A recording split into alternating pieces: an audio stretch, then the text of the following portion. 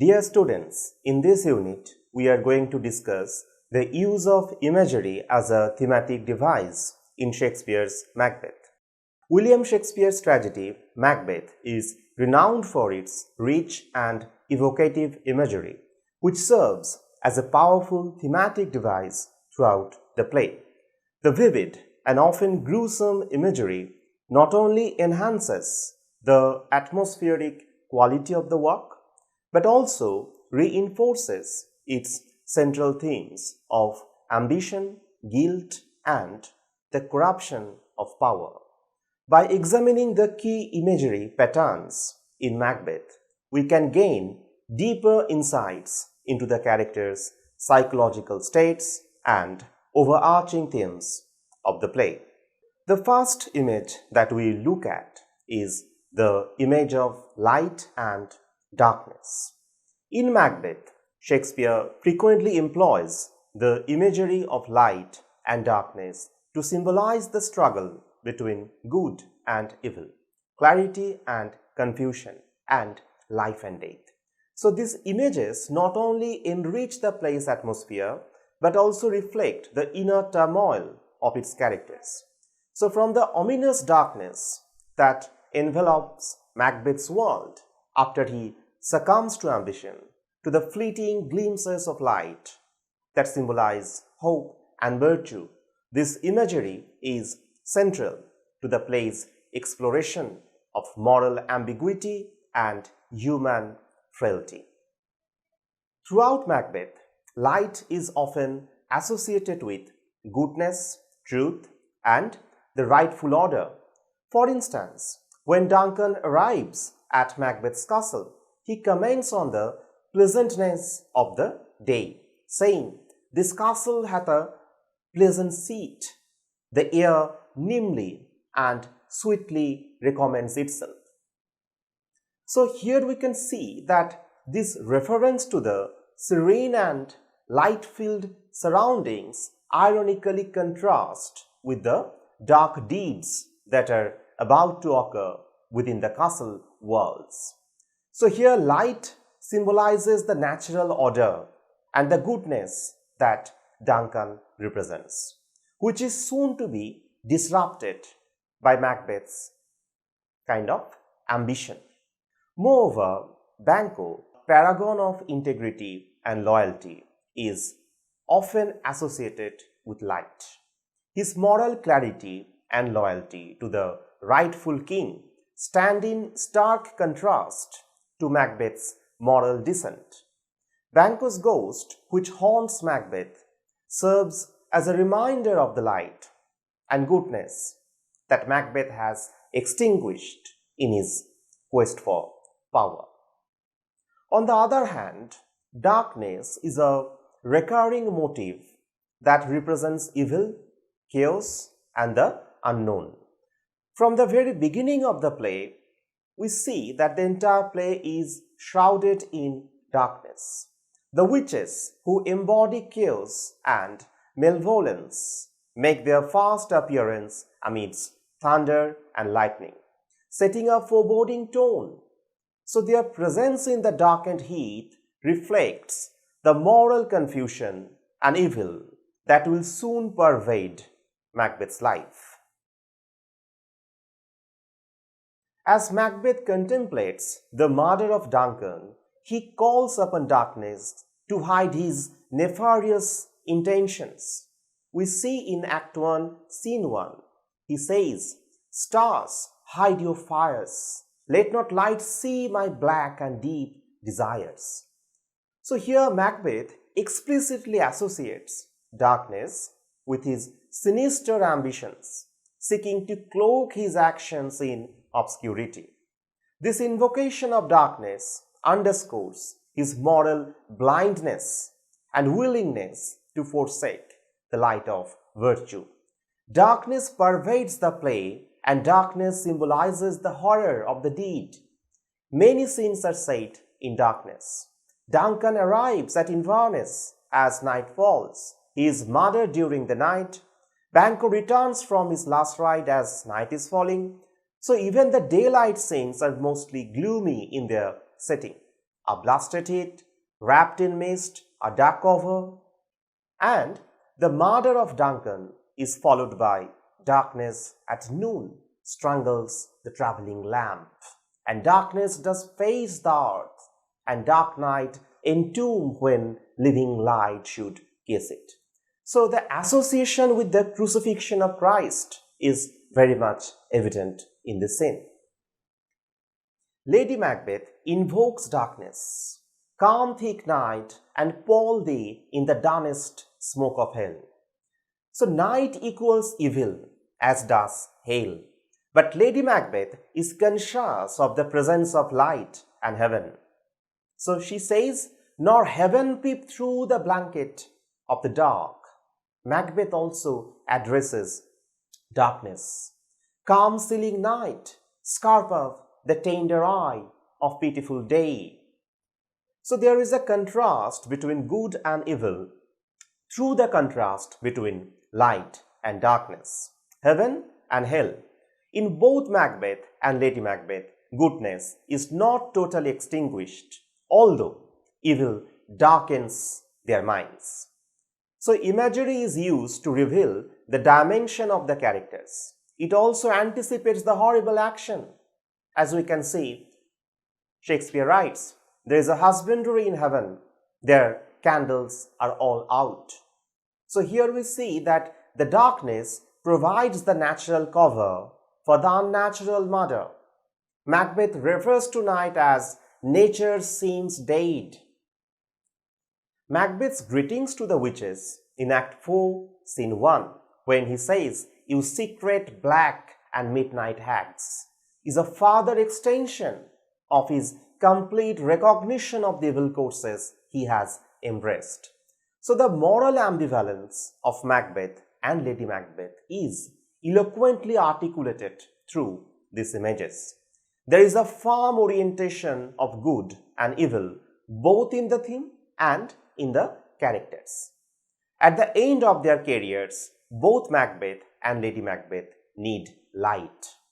Lady Macbeth has light continually by her side in her madness. Her mind is in darkness. Hell is murky, she says. Macbeth is aweary of the sun. He finally says, out, out, brief candle. Macbeth needs light, which eludes him. So through this imagery of light and darkness, Shakespeare vividly portrays the psychological turmoil of the characters and the consequence of their actions. The interplay of light and darkness not only enriches the play's atmosphere but also serves as a reflection of the human condition where the struggle between good and evil is ever present. This imagery, therefore, remains a testament to Shakespeare's mastery in using symbolism to convey complex themes and emotions.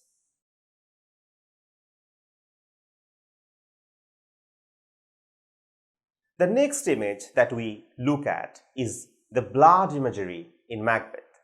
The blood imagery in Macbeth serves as a powerful symbol throughout the play, representing themes of guilt, violence, and ambition.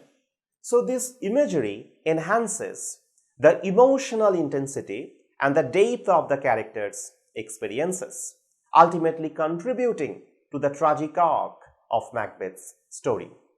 From the appearance of the bloody sergeant in the second scene of the play to the last scene of all, we have a continual vision of blood. Macbeth's sword in the battle smoked with bloody execution. He and Banquo seem to bathe in reeking wounds. The sergeant's gashes cry for help. The second witch comes from the bloody task of killing swine. The visionary dagger is marked with gouts of blood, which inform the bloody business. The art is referred to as the bloody stage. Macbeth sees the blood-bolted face of Banquo. After the murder of Duncan, Macbeth sees the blood in his hands and his eyes are plucked out. Macbeth again speaks the golden blood of Duncan. Donalbain says, "The near in blood, the nearer bloody." Macbeth refers to Donalbain and Malcolm as bloody cousins. Macbeth sees blood in the face of the first murderer. Macduff cries, "Bleed, bleed, poor country." Lady Macbeth, in her sleepwalking, remembers the old man has so much blood in him. The second apparition, a bloody child, refers to Macduff, who would be the agent of retribution. Lady Macbeth smells blood and tries in vain to remove the damp spot from her hands. In the final scene, Macbeth's severed head is displayed on a pail. Indeed, the word blood recurs almost 100 times in the play. As the critic Cott has reminded us, the subject of the play is murder, and the prevalence of blood ensures what we shall never forget, the physical realities in metaphysical overtones. The horror of the deed that causes the disruption of the moral order is kept constantly in the mind of the audience. Thus we see that through the repeated use of blood as a motif, Shakespeare explores the psychological and moral consequences of unchecked ambition and the burden of guilt that follows acts of violence. The imagery enhances the emotional intensity of the play, providing insight into the characters' inner turmoil and contributing to the tragic arc of Macbeth's story. As the characters become increasingly entangled in their web of deceit and murder, the persistent presence of blood imagery serves as a haunting reminder of their moral decay and the inescapable nature of their guilt.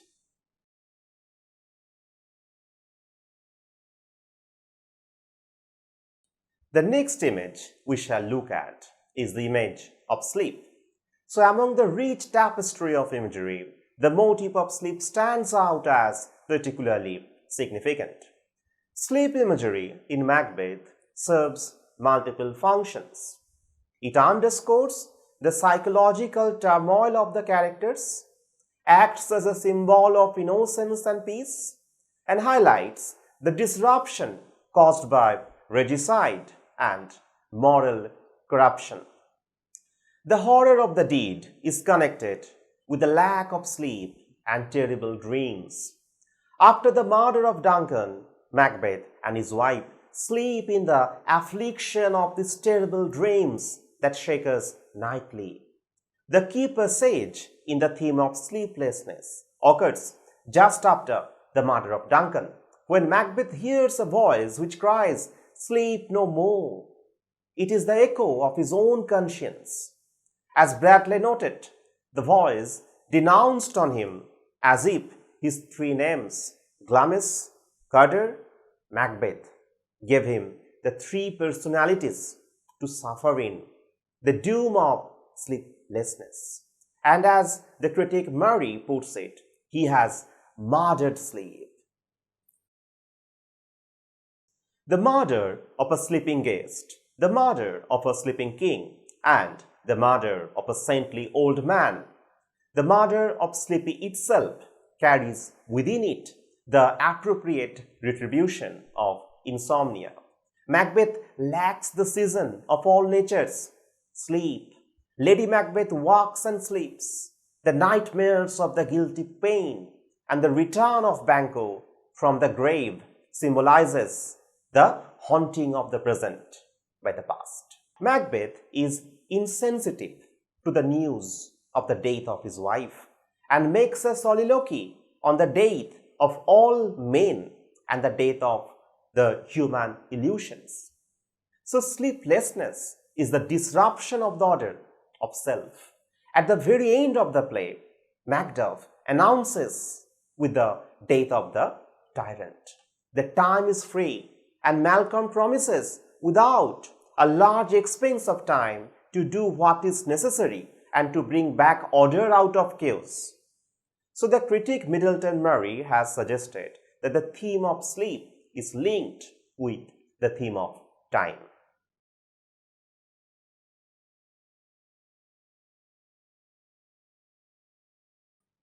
The next imagery that we shall look at is the garment imagery. So through the garment imagery, Shakespeare shows us his imaginative view of the hero and expresses the fact that the honors for which the murder were committed are, after all, very little worth to him. The idea constantly recurs that Macbeth's new honors sit ill upon him like a loose and badly fitting garment belonging to someone else. Macbeth himself expresses it when Ross hails him as the Thane of Cawdor.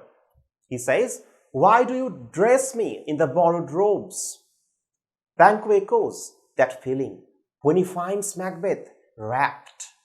New honors come upon him like our strange garments, cleave not to their mold, but with the aid of use. So when Macbeth declares to his wife that he will not proceed further in the business, he cites as reason that he would wear his honors newly won in their new gloss and not cast aside. To this, Lady Macbeth replies contemptuously, "Was the hope drunk when you dressed yourself?" After the murder, when Ross says that he is going to Scone to participate in the coronation of Macbeth, Macbeth uses the same image. "Lest our old robes sit easier than our new." So here the ironic suggestion is deadly. Macbeth borrows the robes of royalty. He wears them, yet in a sense they are only borrowed for his corrupt period of office. And he knows from the prophecy that the robes will not go to his descendants. So his robes sit ill with him. So the iterative image of ill-fitting garments shows the hero as a noble man dressed in garments not suited to him. He has usurped royalty, and so he is ill at ease. It emphasizes the theme of appearance and reality. Thus, the sleep imagery in Macbeth serves as a powerful tool for exploring the play's central themes of ambition, guilt, and moral corruption. Shakespeare uses sleep to symbolize innocence and peace, highlighting the tragic consequences of Macbeth's actions. The disruption of sleep reflects the psychological turmoil experienced by Macbeth and Lady Macbeth, as well as the broader chaos unleashed upon the natural world. Among the various images, the imagery of sickness and medicine stands out, reflecting the moral decay and psychological turmoil experienced by the characters. From the corrupted ambition that leads to regicide to the subsequent unraveling of sanity, Shakespeare uses these motifs to illustrate the consequences of unchecked ambition and the futile attempts to restore order and health. From the onset, the imagery of sickness permeates the play, symbolizing the moral and political corruption that infects Scotland. Macbeth's ambition, spurred by the witch's prophecies, acts as a disease that spreads rapidly, affecting not only himself but the entire kingdom. Duncan's murder is the catalyst for this contagion, making the beginning of Scotland's descent into chaos. In Act 1, Scene 5, Lady Macbeth calls upon the spirits to unsex her and fill her with direst cruelty. Her desire to abandon her feminine self and embrace evil suggest a willingness to become morally diseased. As Macbeth's partner in crime, she becomes complicit in spreading this sickness, urging Macbeth to act on this ambitious project regardless of the moral cost. While sickness imagery highlights the character's moral decay, the imagery of medicine serves as a metaphor for the futile attempts at redemption and restoration. Macbeth's reign is marked by disorder and he seeks to cure the kingdom's ills through further violence and tyranny. However, his efforts only exacerbate the sickness, illustrating the ineffectiveness of his remedies. In Act 4, Scene 3, Malcolm, speaking with Macduff, uses medical imagery to describe Scotland's plight under Macbeth's rule. He refers to Macbeth as a tyrant whose reign is a disease that plagues the country. Malcolm suggests that the only cure is Macbeth's removal, indicating that true healing can only occur through the restoration of rightful leadership. In Macbeth, Shakespeare masterfully employs the imagery of sickness and medicine to explore themes of moral corruption, guilt, and the quest for redemption. The play's characters are afflicted by ambition and guilt, leading to a psychological and political sickness that permeates the narrative. Medicine, while evoked as a potential remedy, ultimately proves ineffective in curing the deeper moral and the psychological wounds. So, through this imagery, Shakespeare offers a cautionary tale about the destructive power of the unchecked ambition and the difficulty of restoring order and health once they have been compromised. Next, we shall look at the imagery of babes and milks in Shakespeare's Macbeth.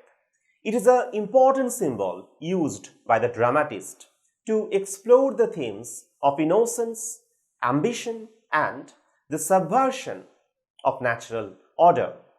This imagery is primarily associated with Lady Macbeth and serves to highlight her manipulation of maternal and nurturing symbols to further her ambitions. The imagery of babes and milk first emerges in Act 1, Scene 5, when Lady Macbeth receives Macbeth's letter about the witch's prophecy. She immediately resolves to push Macbeth towards regicide, but fears he is too full of the milk of human kindness to seize the crown. So here milk symbolizes natural human compassion and innocence, qualities she perceives as weakness in the ruthless pursuit of power. Lady Macbeth's invocation of this imagery continues in her chilling soliloquy, where she calls upon spirits to unsex me here and fill her with direst cruelty. She asks them to take her milk for gall, wishing to replace her nurturing instincts with bitterness and malevolence.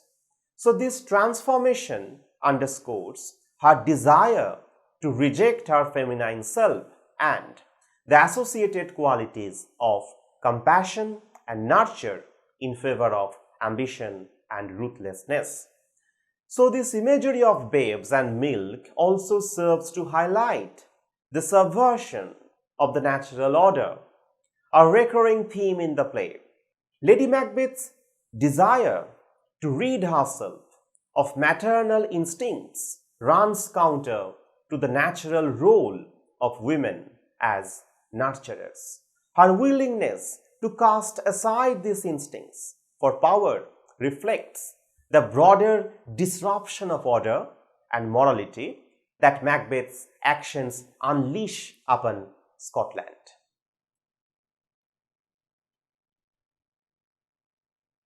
This subversion is further exemplified in Lady Macbeth's shocking declaration that she would dash out the brains of her own child if it meant achieving her ambitions. This hyperbolic statement underscores her commitment to power at the expense of natural bonds and affections. It serves as a stark illustration of how ambition can corrupt and distort fundamental human values. So, in conclusion, we can say that imagery in Macbeth is a powerful thematic device that enhances the play's exploration of ambition, guilt, and the supernatural. Through the use of vivid and often unsettling imagery, Shakespeare creates a haunting atmosphere that mirrors the psychological turmoil of his characters. The recurring motifs of blood, darkness, and the supernatural serves to underscore the play's central themes and leave a lasting impact on the audience. So, by examining the significance of imagery in Macbeth, we gain a deeper understanding of the play's complex themes and the timeless nature of Shakespeare's work.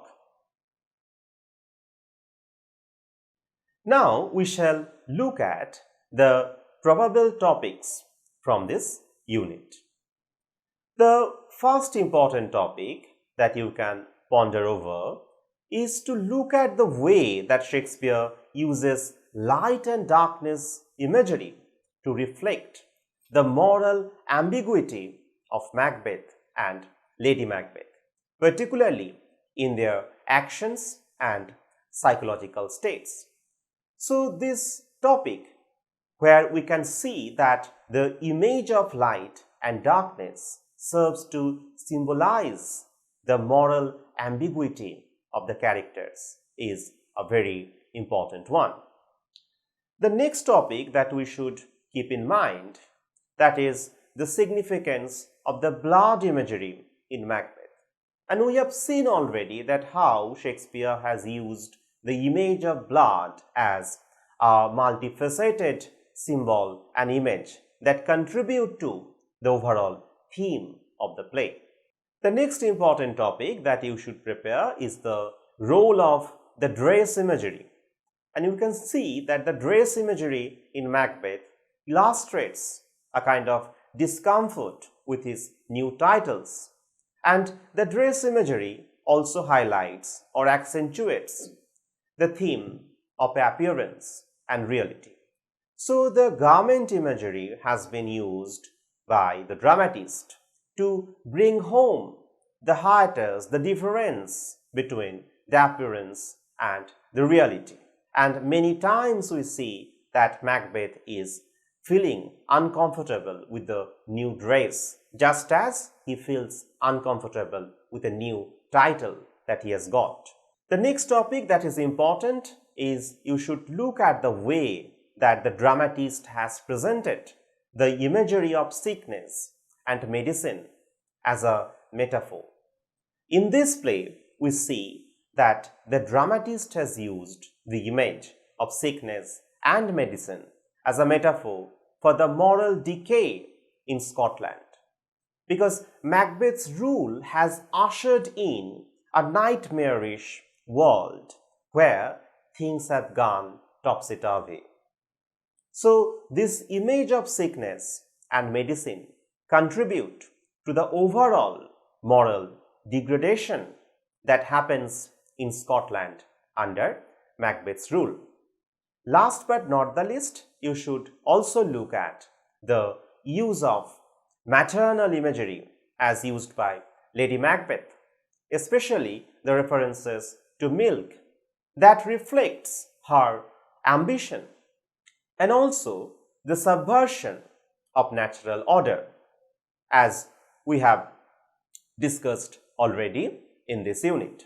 So, here we can see that milk symbolizes natural human compassion and innocence, the qualities she perceives as weakness in the ruthless pursuit of power. Thank you.